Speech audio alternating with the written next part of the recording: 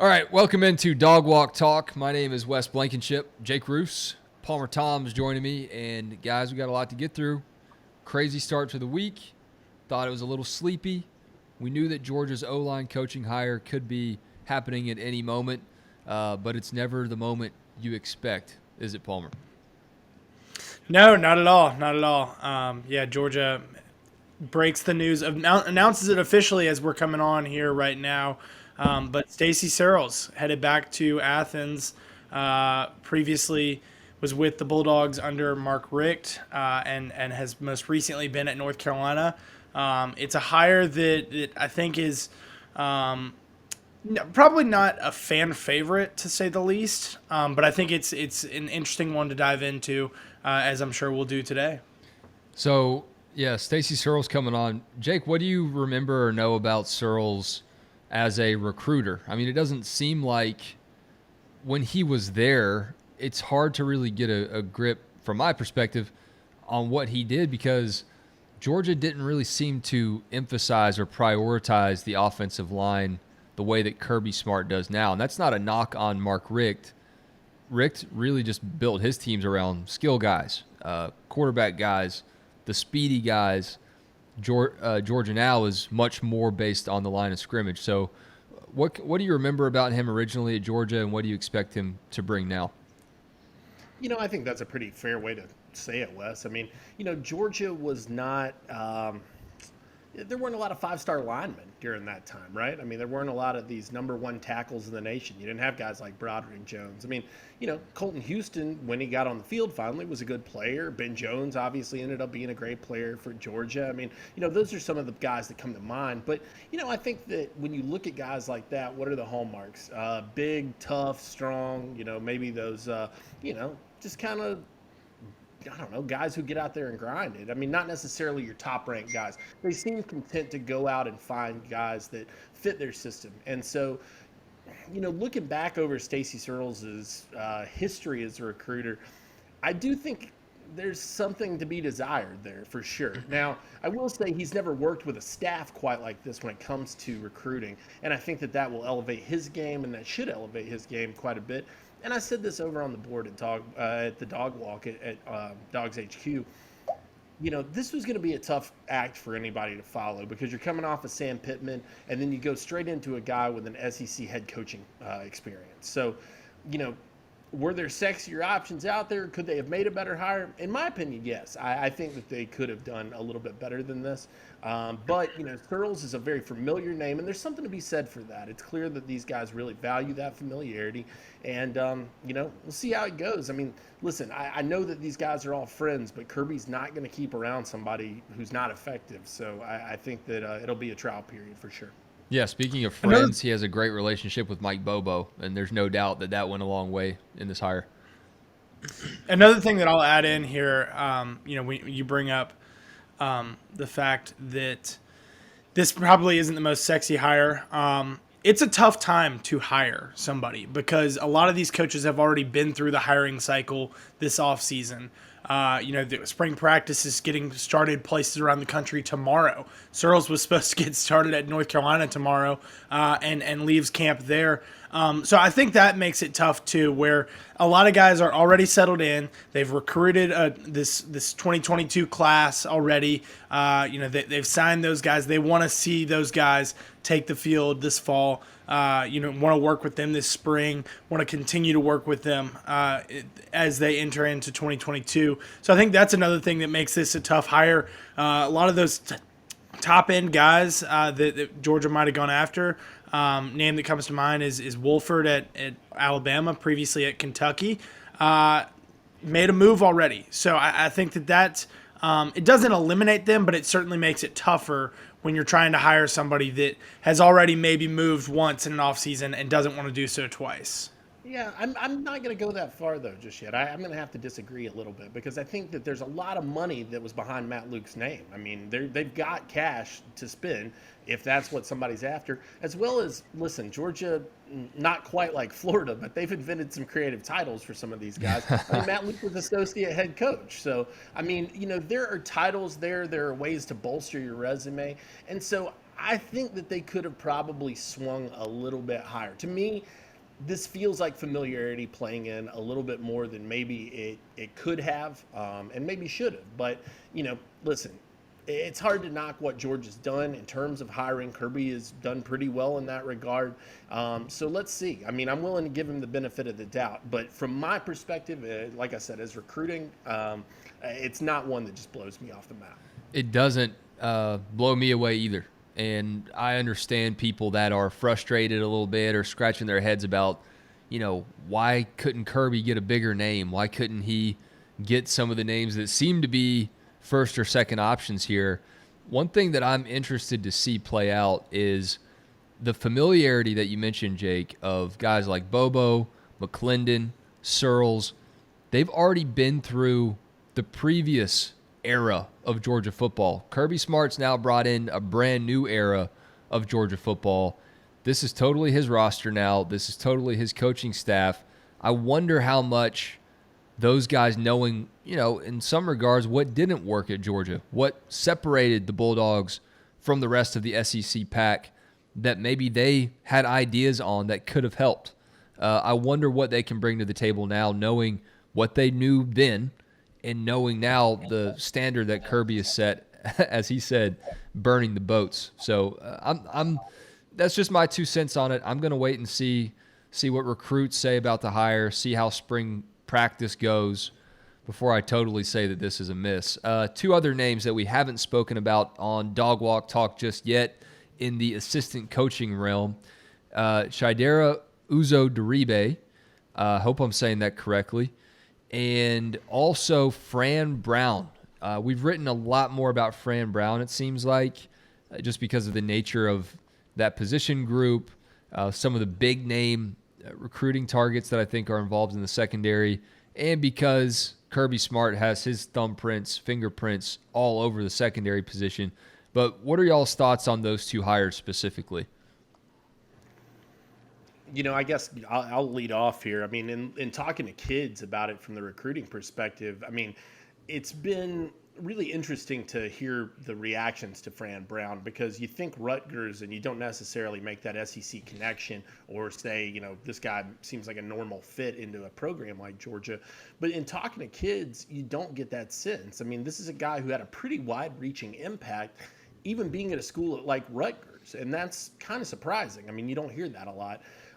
Simultaneously, we had a chance to talk to B.J. Hansford, defensive back from Baylor, who kind of gave his take on what Fran was like when he was recruiting him and when he was coaching him.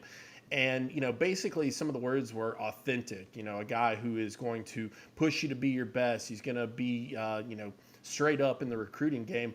And what's interesting is even a week into his tenure at Georgia, those are the echoes that we've heard from the guys who have talked to him. He's talking about family. He's talking about why he grinds so hard, what he's looking for from his players. One of the guys I spoke to said, look, he's going to recruit you till he gets you. And I think that all of that speaks to what Hansford told us. And that was, almost 8 years ago. So I think that there's a pretty clear indication with Fran Brown that he is who he says he is. I did an article on that over at DawgsHQ and basically said, the authenticity showing through in just a week, because it's hard to knock, when people say that over the course of that long of time. I'm impressed with that one. I think that Fran is a young up-and-comer, a guy that kids are familiar with that maybe we weren't as much, and that should be beneficial to him. And, the reality is he's going to be able to tag team that secondary with Will Muschamp, who is one of the best recruiters on the staff or in any staff in the nation. So, I think that the 2 of those guys working together going to be a pretty effective tandem in that secondary. Yeah, I mean, you mentioned young up-and-comer, and I think that really applies to both of these 2 hires that we're talking about here. As far as Brown goes, I think that, he's really built himself a reputation as a recruiter, like you were mentioning. played a major factor in Rutgers' most recent signing class. Helped them sign, I believe it was like 3 of their top 4 players, it says listed as the primary recruiter for 4 of the top 6 signees. So including a 4-star linebacker. And 2 of those guys are offensive linemen who you wouldn't expect him to really be involved with anyway, right? Exactly. So the 4 guys that you would expect a defensive coach to be involved with, maybe not even expect a defensive coach to be involved with, but the 4 guys that he had a chance to be involved with, he was 3 of those being 4-star signees. And so I think that says a lot about where he's coming from. I think that defensive back is a coaching position that you want to get somebody who's younger and energetic. I feel like based off everything that we've heard so far, that's exactly who Fran Brown is. And yeah, I mean, I agree with you, Jake, there that it's probably not a name that we knew as much about, but I think it's a name that kids knew a lot more about because he has been active on this recruiting trail. Maybe not pulling in guys to Rutgers, but at least recruiting them as hard as he can to Rutgers. Well, and it opens up more territory, too, for you. I mean, 100% with deep ties in that New Jersey area. And Georgia struck out there a lot. Now, that's not because they haven't wanted players from out of there. Rashawn Gary is a guy that comes to mind from that area. There's the Northeast, we can call it what it is. I mean, it's not Miami, Florida, but at the same time, there are good players up there. And there are guys that, that's typically areas where Ohio State, Penn State, Michigan, Rutgers in some cases are able to pull from and, put together pretty nice classes with some of those guys. There's a lot of really talented defensive and offensive linemen, especially up in that area. So I think that, this opens up another key area for you in the nation that, frankly, you just weren't able to do before. And I think that, he's going to be able to walk into those schools, have familiarity with coaches and kids. When I look at Coach U's Twitter account, and that's the outside linebackers coach, Shidera Uzo-Duribe. Palmer, did you say it was Uzo-Duriba? Is that what you said? I believe I saw that it was Uzo-Duriba, but like I said before we came on, easily could be butchering that name. All right, well, I'm going to learn it and make sure it's the right way the next time I say it. But I look at his Twitter account. We'll go with Coach U for now. I look at Coach U's Twitter account, and this looks like a guy that is just fired up to be at Georgia. He's, sharing photos from the workout room, from the indoor practice facility. He learns the tradition of Georgia outside linebackers. One of his tweets says, we're looking for the next great one. Georgia's standard of outside linebacker play is second to none. Come hunt with us, and it's like a wolf. So he's embracing this very savage kind of mindset, and it's a picture of Justin Houston, Jarvis Jones, Leonard Floyd, and Azeez Ojulari. I mean, he just seems to have an energy, even just kind of leaking through my computer screen here, of a guy that is fired up to continue that momentum, continue that energy at Georgia. And one of his tweets also says 2023s and 2024s tap in. So he's like fully embracing this digital aspect of connecting with recruits. And I have to imagine that's going to pay off soon if it isn't already. Yeah, and I mentioned that today over at DawgsHQ. I talked to 3 guys: Rico Walker, Hunter Osborne, TJ Searcy, all 4 stars for this class. Guys that Georgia has been, I would say, kind of dancing around, but not really made the push for. Uzo-Duribe arrives, and all of a sudden, the connection has been picked up with all 3 of these guys. Both Hunter Osborne and Rico Walker had previous offers, but it wasn't like they had strong relationships with Georgia. Both of them said, Coach U had reached out to them and said, look, I want to reestablish this. I want to get this back in the mix. And both of those guys said, as a result, Georgia's back in the mix for me. I want to come see what they've got to offer. These young guys, it really, really plays well with them. I mean, they love the young guys. They love, they're listening to the same music. They're involved in the same social media circles. I mean, they're finding themselves able to communicate with these guys in a way that you can't with a guy who is, 50 years old, or even, in my case, 34. So, I mean, I think that there's something to be said for that. And I think there's also something to be said if you look at this hiring cycle for Georgia. They've had to replace 4 guys, right? So on the offensive side of the ball, what do? They go with 2 old, familiar hats in Brian McClendon and Stacy Searles, guys who've been around the block. They've been at a number of jobs, well-established, guys who know their stuff. You look at the other side, they hired 2 young guys, and that's Uzo Dariba and Fran Brown. And so that kind of tells you, that mentorship angle, I think, from the defensive side. Kirby and Muschamp over there are able to handle that. And then these offensive guys, it points to me a little bit to the idea of Kirby saying, hey, look, you guys are established and we trust what you're able to do. Now go do it. Well, and that's not just this hiring cycle either. I think if you look over the course of his entire time at Georgia, that's been the case. I mean, Jamal Adai came into Georgia and wasn't some proven wily veteran. Trey Scott and Dan Lanning and Glenn Schumann were certainly that case as he was forming those first couple of staffs. Versus you look on the offensive side of the ball, Todd Monken had been in the NFL, had been around college football, had previously been a college football head coach. Matt Luke, previously a head coach. Del McGee had plenty of experience. Very rarely have you seen Kirby go with somebody that isn't as experienced on that offensive side of the ball as opposed to on the defensive side of the ball. He's taken a couple of risks that he thinks he can afford, and I believe with him. I believe in him there. I agree with him that he can afford to take some of those risks, coach up some of these guys to be what they can be down the road. One of the things that I think is most interesting about Coach U here is that he's worked with the defensive line in the past, was previously the defensive line coach at SMU, made the move over to TCU when Sonny Dykes made that move.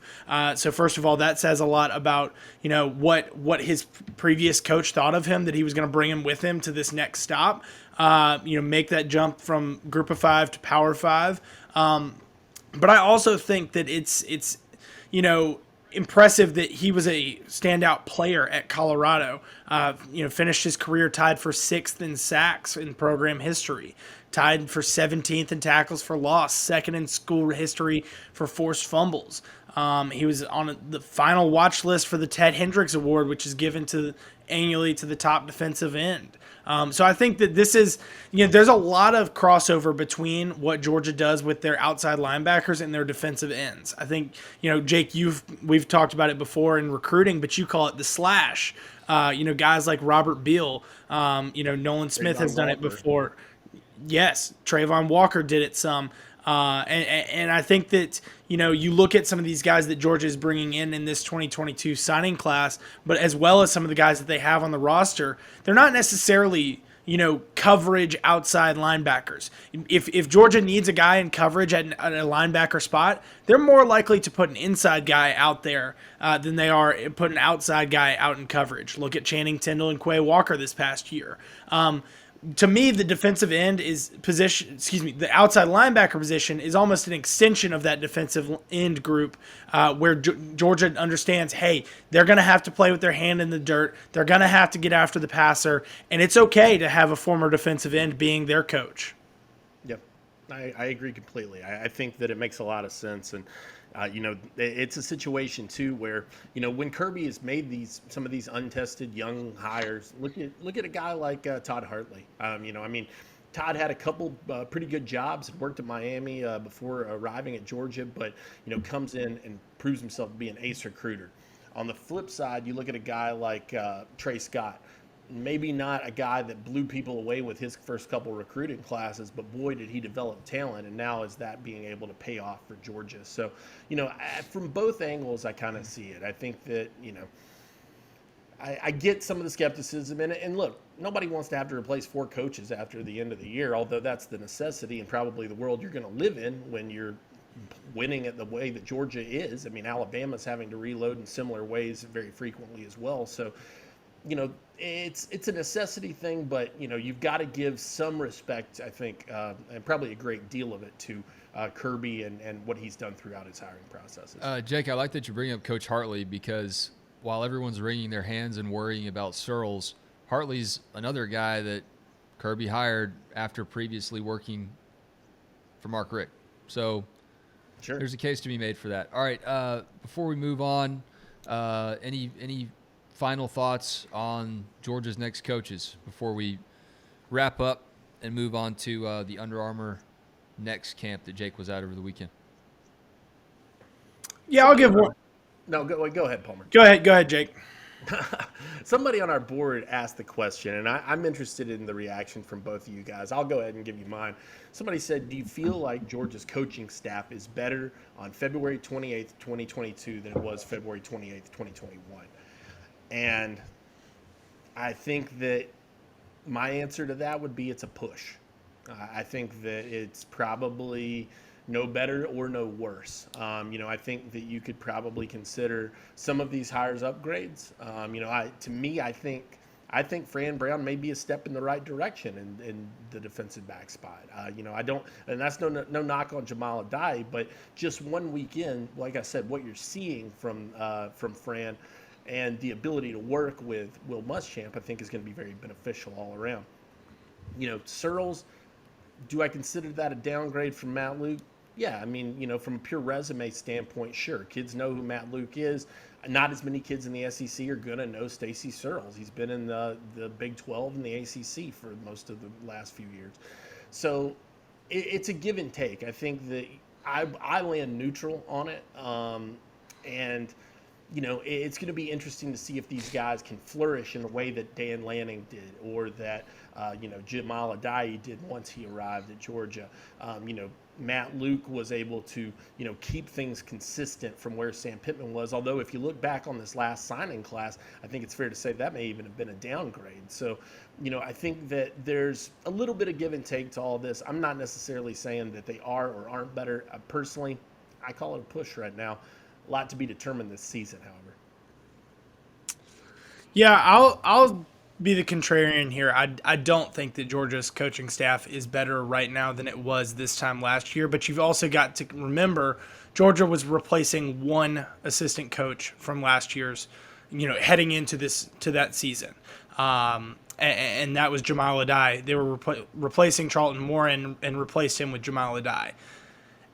When you're replacing 4 assistant coaches, there's a lot more uncertainty. I think that they have the potential to go out and prove to be better, or like you said, a push.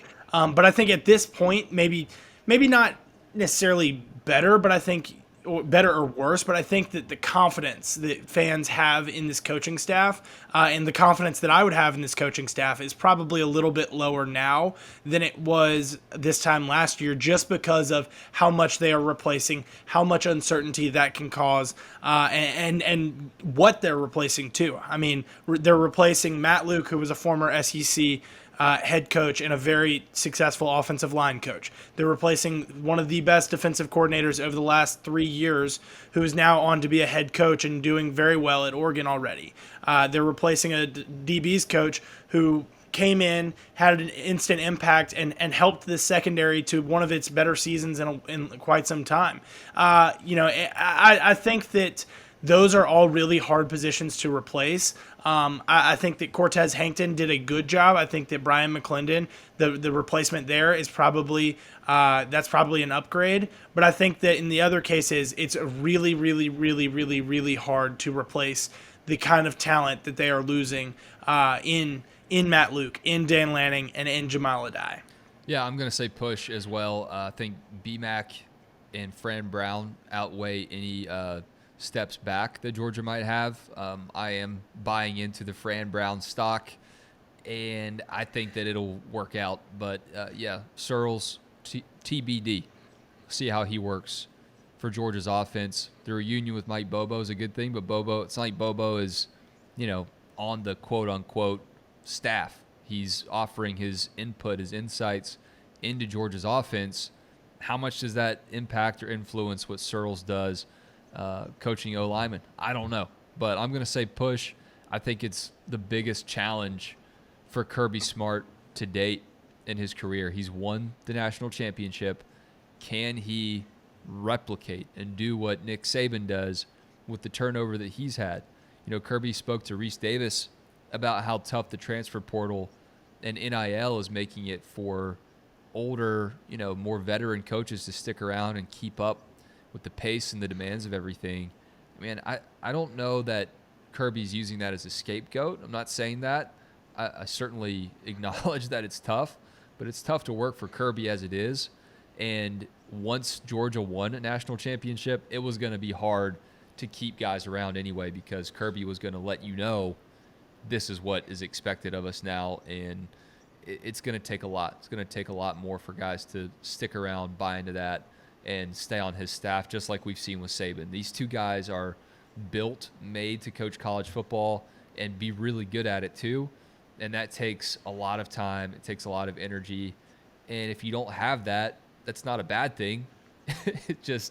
It's going to show when you work for a guy like Kirby. All right, we will take one closing thought here on the coaching hires, if I may. To me, the biggest thing about this is the timing of it is good for Georgia, because they've got an opportunity that they're riding the momentum from that national championship, like you mentioned, Wes. But they've also got the opportunity to build on that momentum with experienced group guys in each of those position groups. Each of these coaches that's coming in is going to have guys that are very comfortable in that room, whether that's Ladd McConkey or A.D. Mitchell in the wide receiver room, Kyrus Jackson too. There's a lot of returning talent in that room.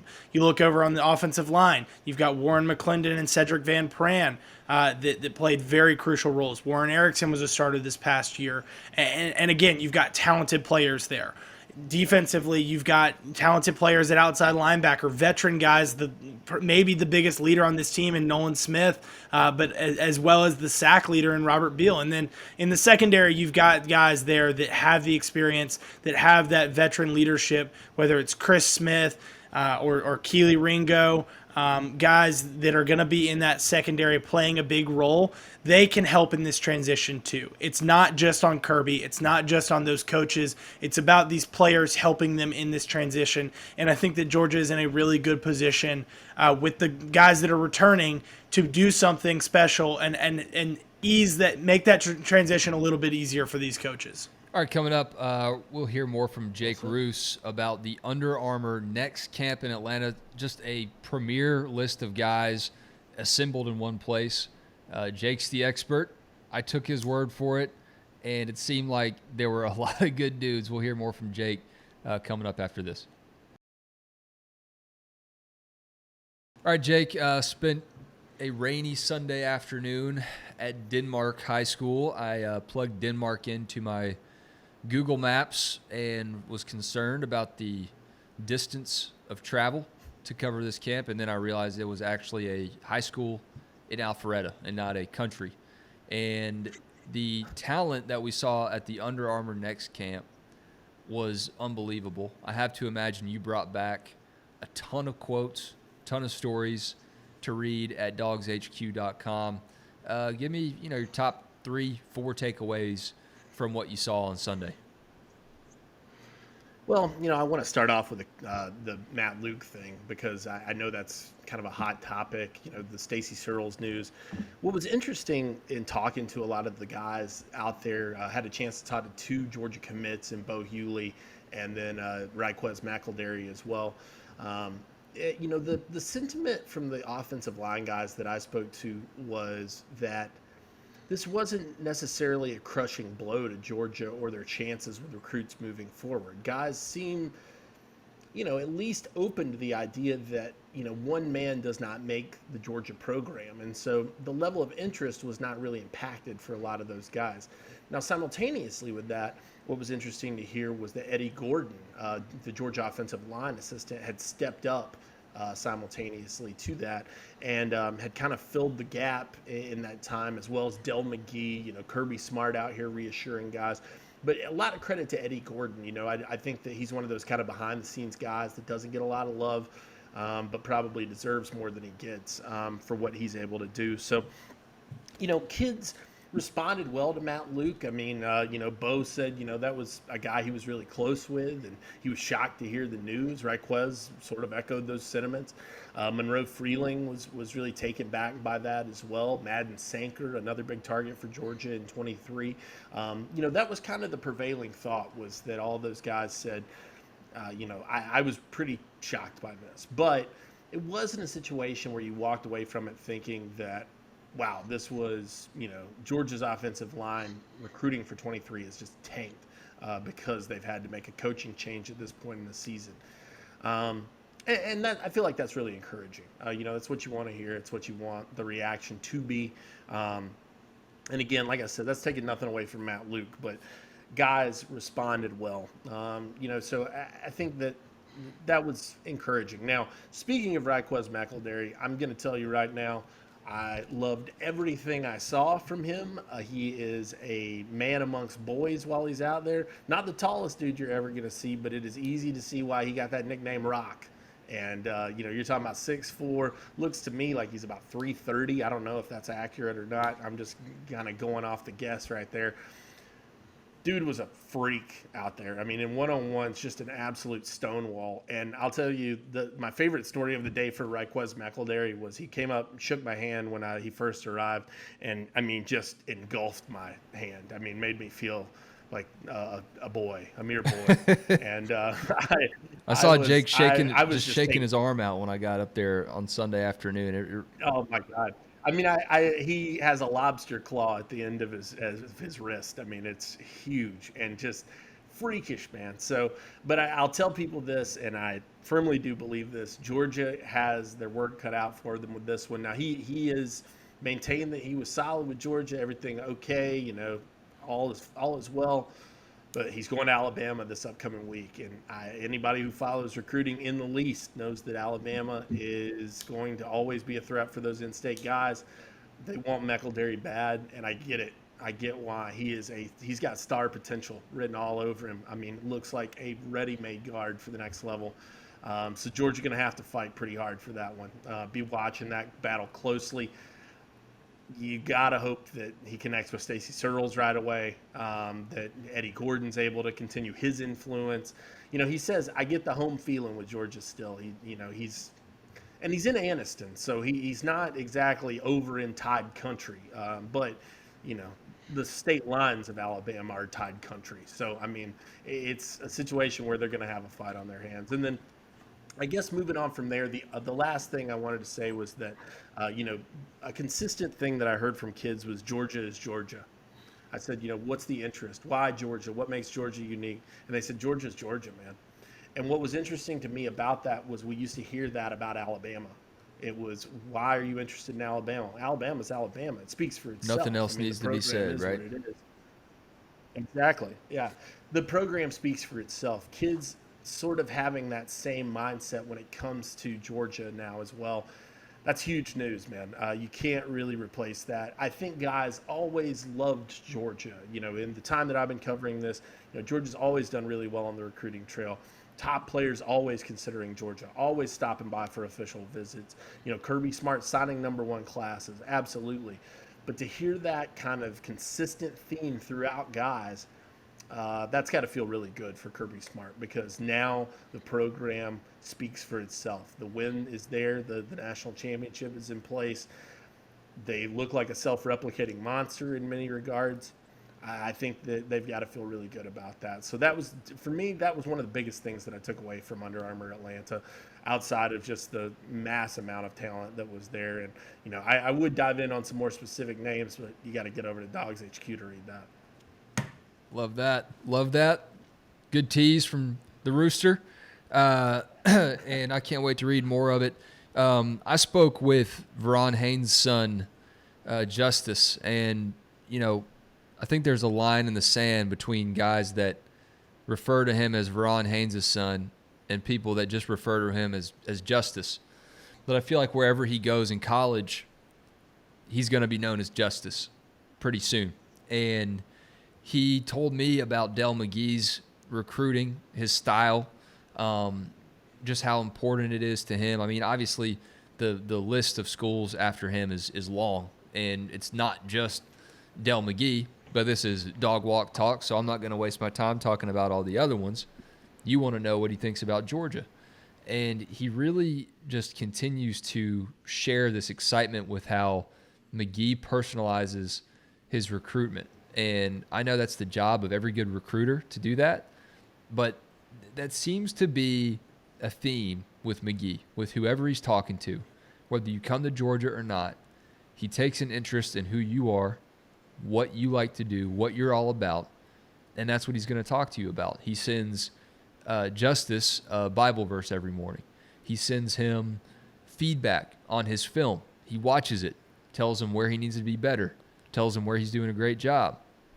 I mean, if you're a running back, and Jake went to Andrew Paul's signing announcement in Texas, and that quote blew up on our Instagram. If you're a running back and you don't want to go to Georgia, I don't know what's wrong with you.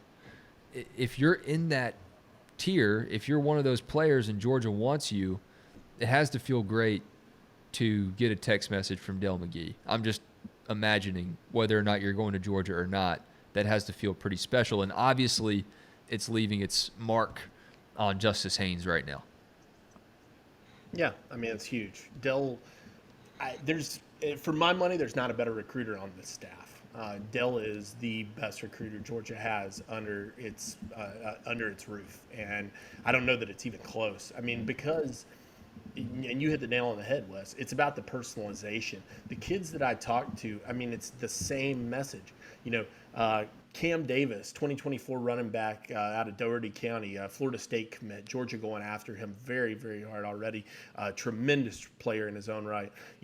Said the same thing. Hey, Dell's always hitting me up. And what we're talking about is just life, man. It's not about football anymore. It's about, how we can connect on these different things. He mentioned that I think he and Dell had connected on some girl problems, So he's over here sending one guy, some Bible verses, and he's over here talking to the other guy about, his women problems in high school. I mean, maybe I need to hit up Dell Palmer. McGee. Shoot Dell a text.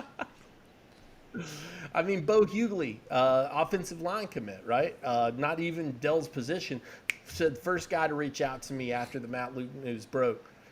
Wow. Dell McGee, he's in there. He said he's a huge part of this for me. He's a huge part of why I'm committed to Georgia. He makes Georgia feel like home.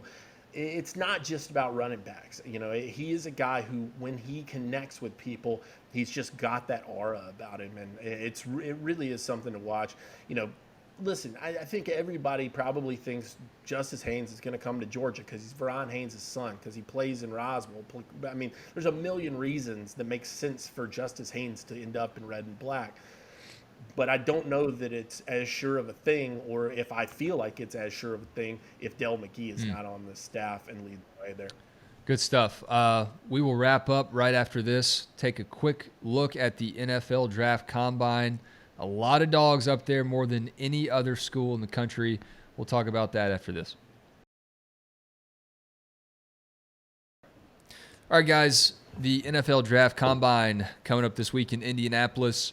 A reunion tour for 14 dogs that just won the national championship in Indy.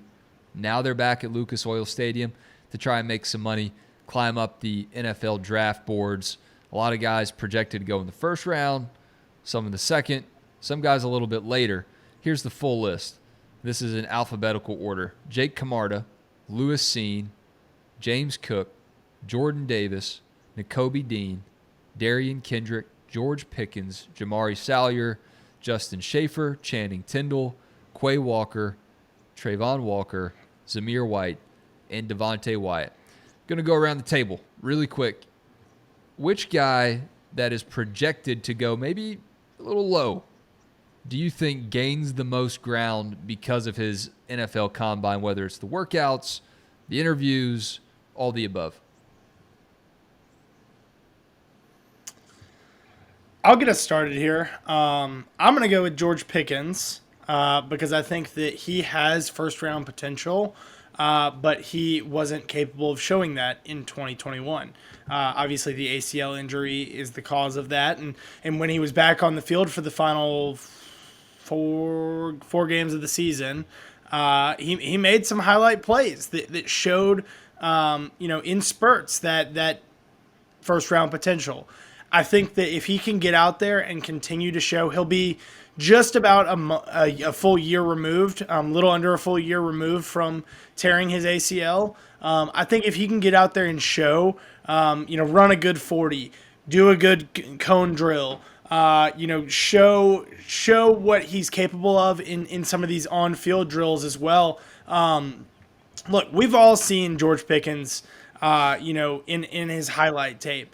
Wes, you wrote a great piece about if this doesn't light your fire, then your wood's wet. Well, I think that, and I responded to that saying, it's a damn shame we never saw George Pickens at his full potential at Georgia for a full season, because I think we saw it in spurts, whether it was that Baylor game as a freshman in the Sugar Bowl, some big performances as a sophomore. Missouri comes to mind, the Peach Bowl comes to mind, and then the highlights here and there, the big catches against Alabama.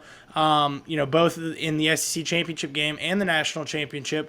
I think that George Pickens has a real good chance to go to the combine, prove that he's healthy, remind folks what he's capable of, and really shoot up into maybe not the first round, but I think that if you're getting him in the early second round or late second round, if you're getting him in the second round, you're getting a first round talent. And I think that that's a steal that some NFL team is going to take a chance on, and I think that they have a good chance to have their basis for doing so be this NFL combine. Okay, so now are we ready for the right answer? Because it's Channing Tindall, right? I mean, Channing. Listen, this is people love to say that these combines that we have, these Under Armour camps and et cetera, are the underwear Olympics. Listen, that's what the NFL Combine is. It's guys want to see freaky numbers, freaky measurables. Channing Tindall, I think, is going to blow people away with his performance at the Combine. I think that he's got the speed. I think he's going to measure in right where he needs to be. I think that people will find out that his size is accurate. He's going to be rangy and quick in those cone drills. I think he'll do well on the bench. To me, he is probably Georgia's most underrated athlete heading into this, and I think that will show in the Combine. Now, the thing I am most excited about is Jake Camarda's bench reps, but it's going to be Channing Jake Camarda's Tindall, hand who size. sees his no question. For me, though, it's Channing Tindall who's going to see his stock rise the most. I think he's really, a guy who can play himself into that second round. I don't think he'll get to first round potential, but I think that second round definitely not out of the question, and maybe even high if he performs as well as I think he can. All right, so certainly respect both of those answers. Obviously, I need to answer somebody different. And I've been saying all along that I feel like it's James Cook. And really what crystallized this thought for me was the amount of criticism he was getting for sitting out of the Senior Bowl. And I wrote about the fact that for James Cook, coming back to play at Georgia for a fourth year was his Senior Bowl. Think about Robert Edwards tearing his ACL at the Pro Bowl when he was a rookie. If you're a running back, you already get so much contact game in and game out. Why are you going to put yourself into a circumstance where you could potentially hurt yourself and take more unnecessary contact than you already do? And I feel like James Cook and Zamir White, obviously Zamir gets a pass in sitting out the Senior Bowl because he has the injury list already, but James Cook does everything you want. I feel like Todd Monken used him perfectly when he came to Georgia in 2020 and really dialed it up in 2021. And if you're not paying attention to that, you can't, you didn't watch the Tennessee game. You didn't see, running up the middle, running the wheel route, catching the ball, the national championship, pass blocking on that touchdown to A.D. Mitchell. If you haven't seen all of that, then you're really not doing your homework on James Cook. And I feel like those measurables that you mentioned, Jake, will carry him in the eyes of people that may have doubted him a little bit. They'll finally get a chance to take a look at him up close, see how athletic he is, and hopefully pair that with the production he had on the field. Now here's a... No, I'll tell you this. Georgia's about to get a lot of play out of their social media team when it comes to this combine, because I think we just mentioned 3 guys who could see their stock rise, right? We're already potentially seeing, as many as 4 guys projected in the first round right now. So if guys are able to raise their stock that high, some of the numbers you're going to see that they put up, some of these, it's going to be a field day for those guys. I think you're going to see a lot of play of that, and I think kids are going to respond really well to it too. Now, here's a quick combine-related question for y'all. Who do y'all think needs to have the best combine performance? That needs it to not necessarily shoot up the boards, but has a chance, to have a chance to get drafted or something like that. That's tough. I would probably say Zamir White, and it's probably, sorry to stick with the running back, unoriginal thought there, but just because of the injuries, because of the way he was used at Georgia, not a ton of, catches as a part of his game, because that was kind of James Cook's role in the offense. I think that he needs to go out there and catch the ball really well. Obviously, he's still fast, he's still powerful, but how often is he going to have an opportunity to show off his power that you saw in games as a part of these NFL combine workouts? Probably not as much. So I think Zamir probably needs to show that he still has that shiftiness, he's still quick, and most importantly, that he can catch the football. I'd say for me, Justin Schaefer probably makes a lot of sense there as a guy who's probably a later round pick and could probably do a little bit of stock boosting, to make sure that he doesn't find himself as an undrafted guy. The reality is he's old when it comes to this thing. He's been around Georgia for a long time, and so, he's been playing against younger guys. Obviously he's a fully developed, to some degree, adult out there playing against younger kids. And I think that they'll want to see that he can do that still against higher competition. To me, I think that Schaefer's a guy who can really help himself out a lot. Yeah, I like both those picks. I'll go with Quay Walker though, because I think that of those Georgia linebackers that we've discussed, Jake, you hit on everything about Channing as one of the most freakish athletically guys. And Nakobe's production was there. Quay is kind of the in-between there, where he's a good athlete but not a great athlete. He's a good player. He's got good production numbers but not great production numbers. Maybe elite numbers that win him a butt kiss award. I think that he has a chance to go out there if he can really, impress some folks with his athleticism and his combine, times and performances. I think that he has a chance because there's nothing more that he can do to up his production. Played very well at the end of the season. I will give him that. That Michigan game certainly comes to mind for me. He was a force to be reckoned with there. But I think that he could very much use a good combine performance to solidify where his draft stock is, because you don't want to see that fall. Other one that I would think about is Darian Kendrick, just because I think that he's, again, similar to Walker in that, right? He's not the best of athletes. He's a good athlete, not a great one. Didn't have the best of production at Georgia. Obviously there's some off-field questions as well that I think that he'll have to answer to at some point. And so I think that those are the two that I look at, but more so Quay Walker than Kendrick. Good stuff, guys. Can't wait to see all the dogs work out, hear what they have to say at the Combine. DawgsHQ will certainly have you covered there in the message boards, and then also with our written pieces and social media as well. So if you haven't already subscribed to DawgsHQ, got a 7-day free trial for you.